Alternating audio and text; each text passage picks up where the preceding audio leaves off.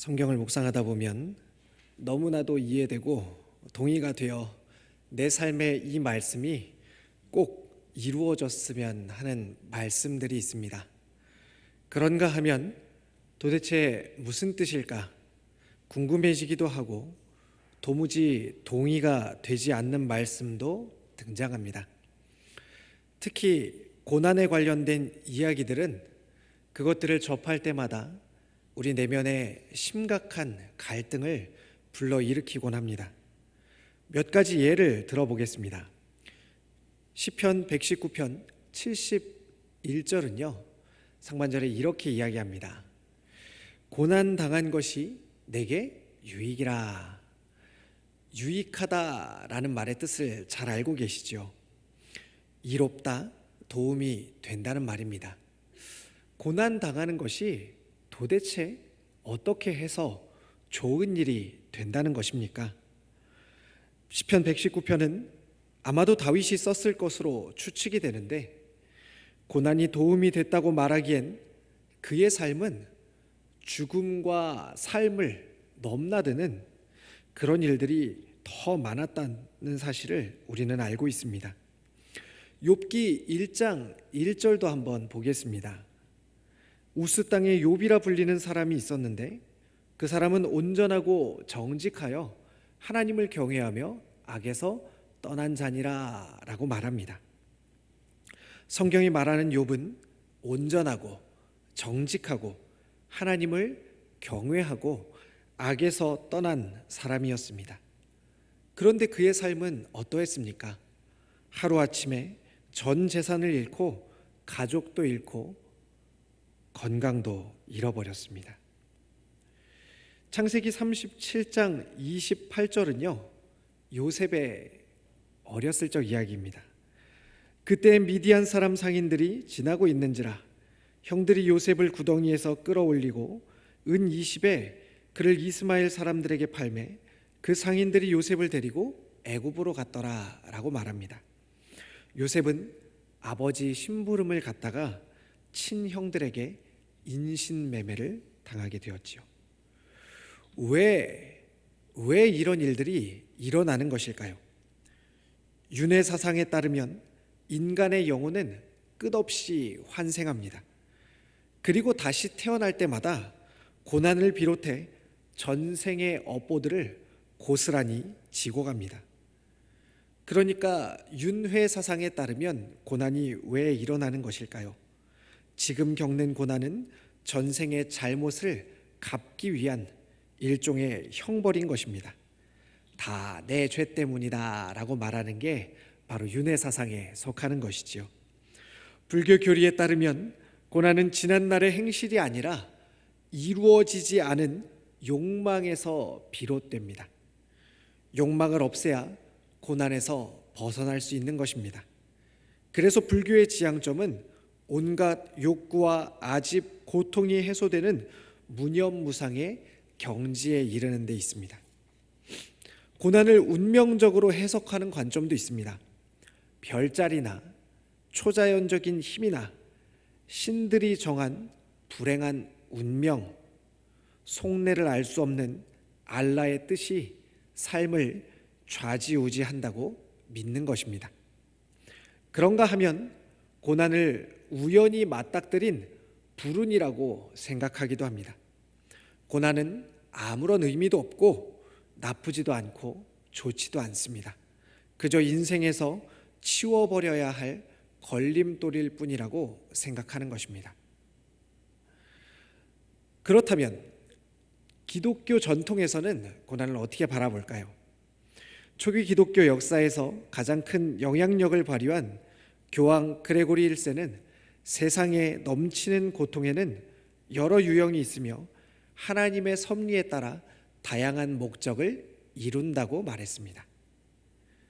세 가지를 제시했는데요. 첫 번째는 요나가 폭풍을 만나 죽을 뻔했던 경우처럼 그릇된 생활 방식을 꾸짖고 바로잡기 위한 고난이 있다고 합니다.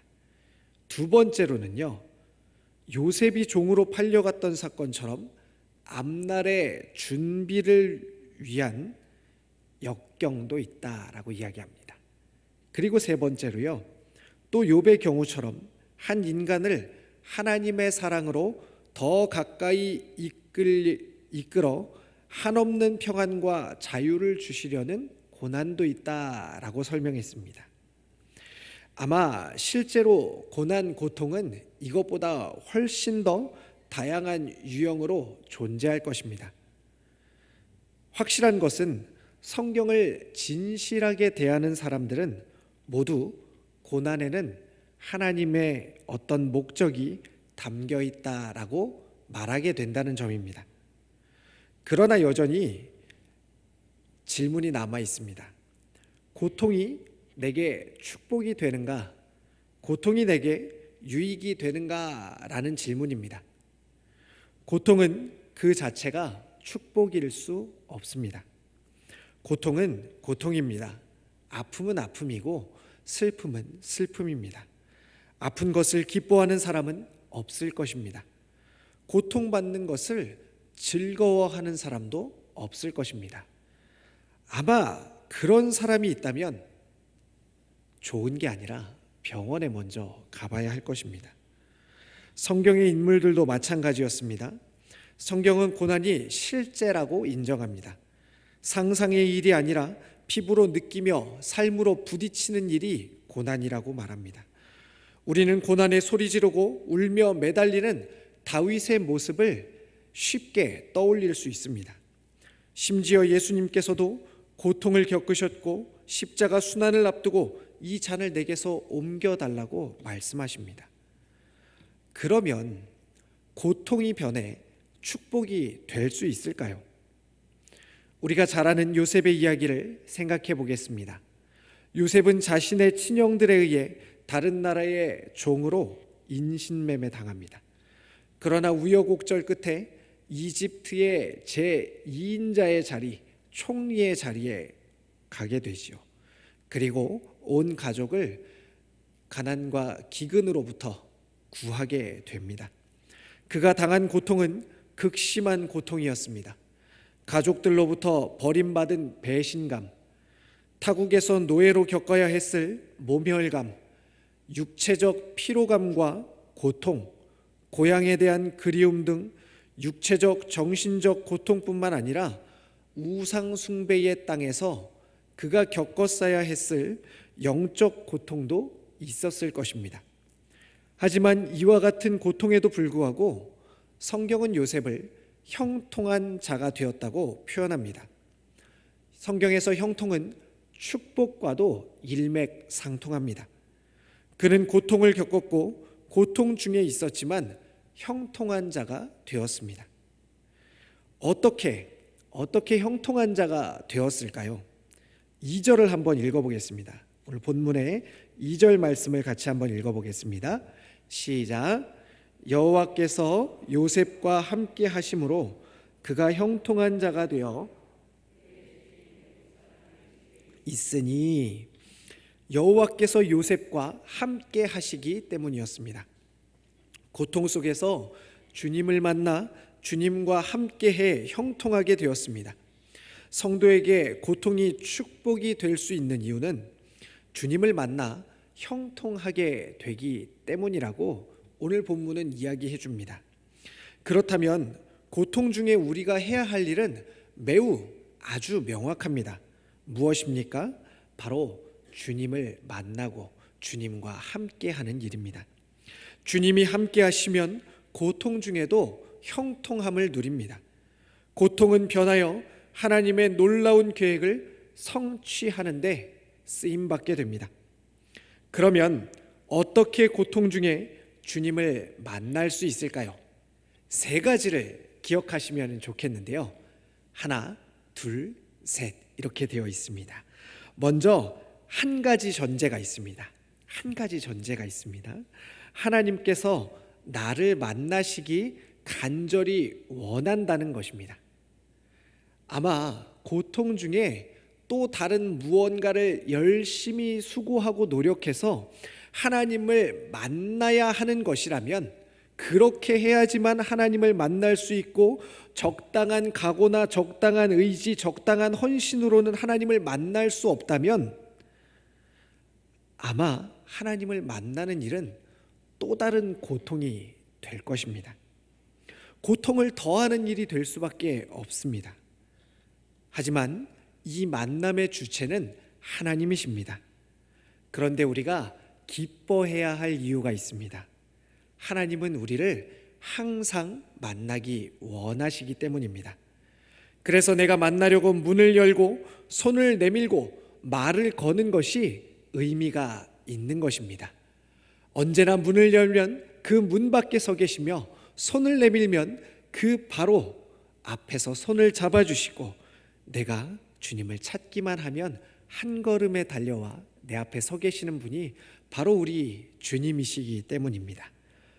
이렇듯 하나님을 만나는 것은요, 우리의 수고와 애씀 때문이 아니라 하나님이 우리를 사랑하시고 하나님이 우리를 만나기 위해 이미 우리의 문 앞에 와서 서 계시다는 사실 때문입니다. 그러니 하나님을 만나는 것은요, 특별한 사람에게만 허락된 일도 아니고 특별한 수고와 애씀을 통한 일도 아니며 우리 모두가 하나님을 만날 좋은 최상의 조건 아래 놓여 있는 사람들이라는 점이 우리에게 은혜가 되는 것입니다.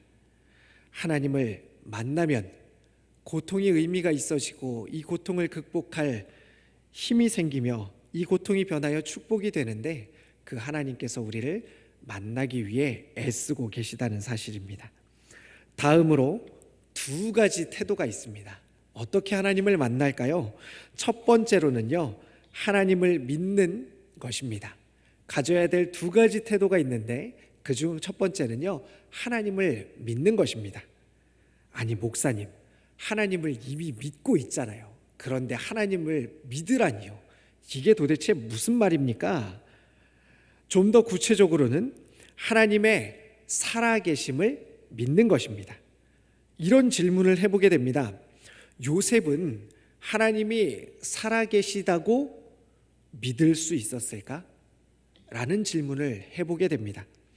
우리는 삶에서 하나님이 살아계신가 하는 상황을 맞닥뜨리곤 합니다.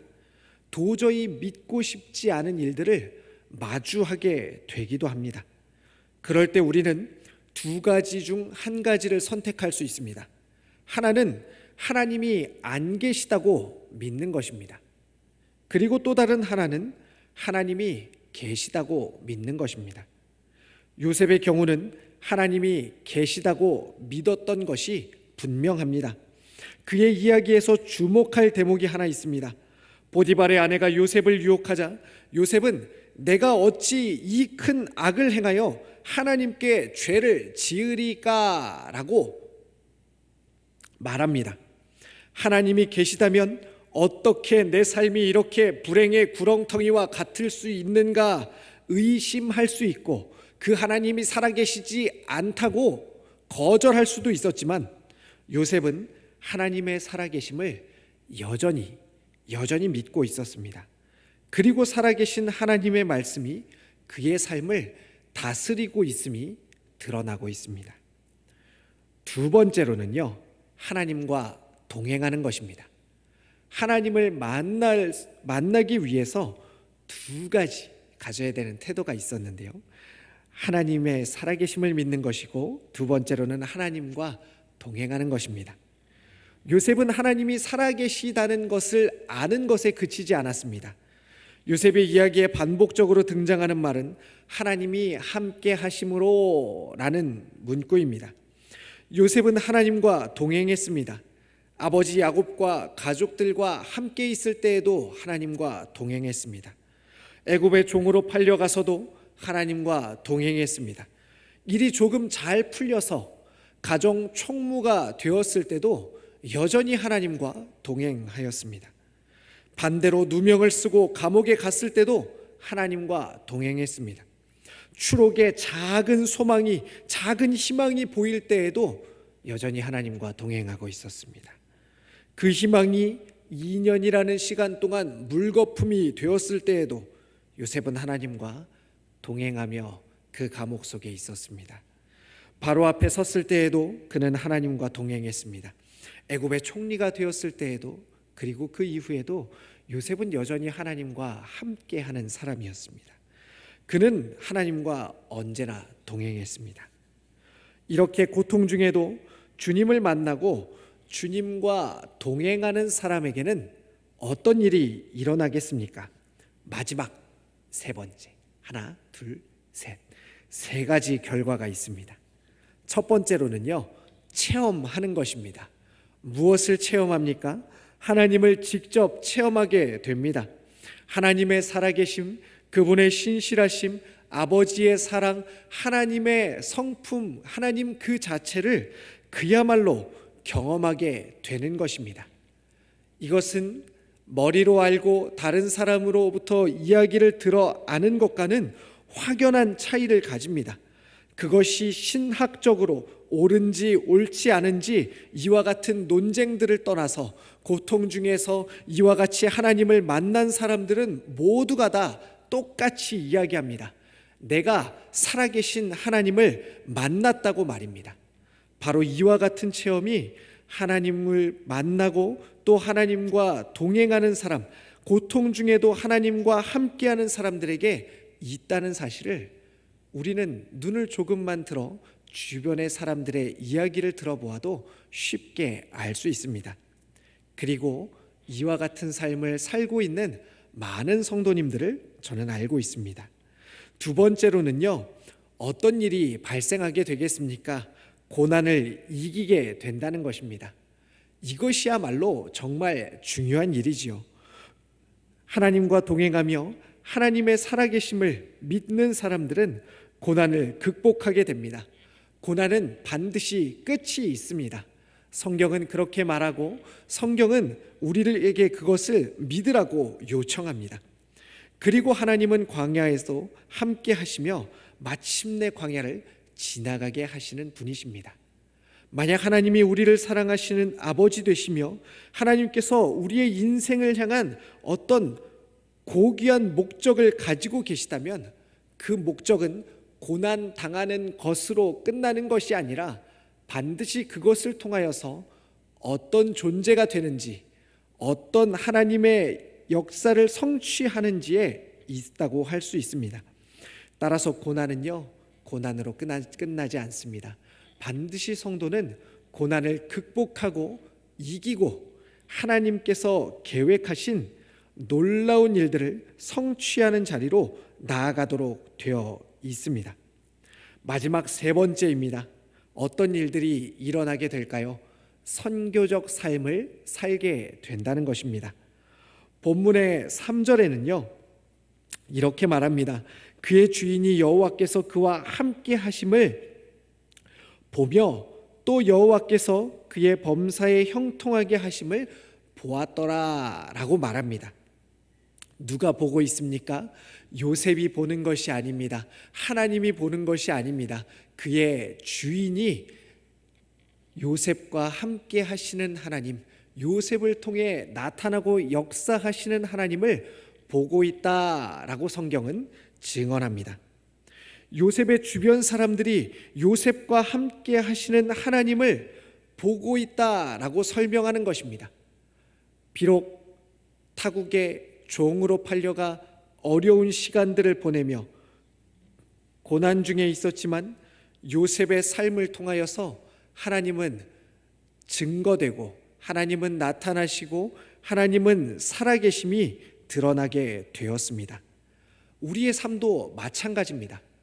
우리의 삶이 비록 고난 중에 있을지라도 그 가운데서 하나님과 함께 하는 것이 드러날 때에 우리의 이웃들은, 세상은 우리의 삶을 보며 살아계신 하나님을 보게 된다고 이야기하는 것입니다. 말씀을 정리하겠습니다. 고통을 통하여서, 고난을 통하여서 하나님께서 하고 싶은 일은 무엇일까요? 오늘 본문을 통해 이야기해 보자면 그것은 성도의 삶을 형통케 하는 것입니다. 무탈하게 형통한 사람이 없습니다. 인간의 악한 본성이 꺾이고 하나님을 온전히 만나며 하나님 앞에 엎드리는 지점, 그곳에 바로 형통함이 있습니다. 만약 지금 무릎 관절을 수술하지 않으면 앞으로 평생 누워 있어야만 하는 운동선수가 있다면, 장래가 촉망받는 운동선수가 있다면 그를 위해 해야 할 최선의 일은 관절 수술일 것입니다.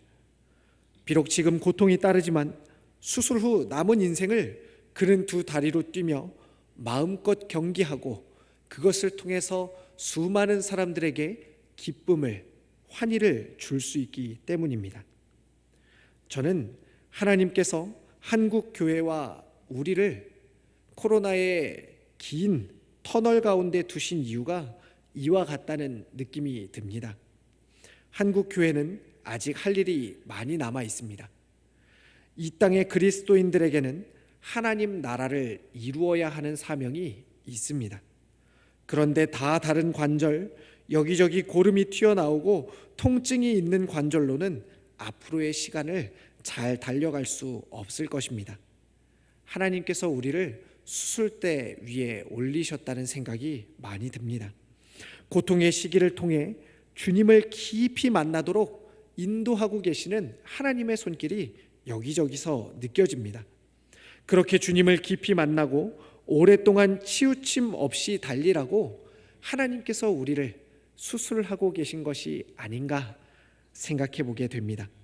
사랑하는 성도님들, 소망은 미래를 바라보는 것입니다. 멀리 보는 것입니다. 지금 여기 있는 고통의 자리, 슬픔의 구덩이, 수술대 말고 건강한 두 다리, 주님과 함께 형통한 삶을 꿈꾸시기 바랍니다.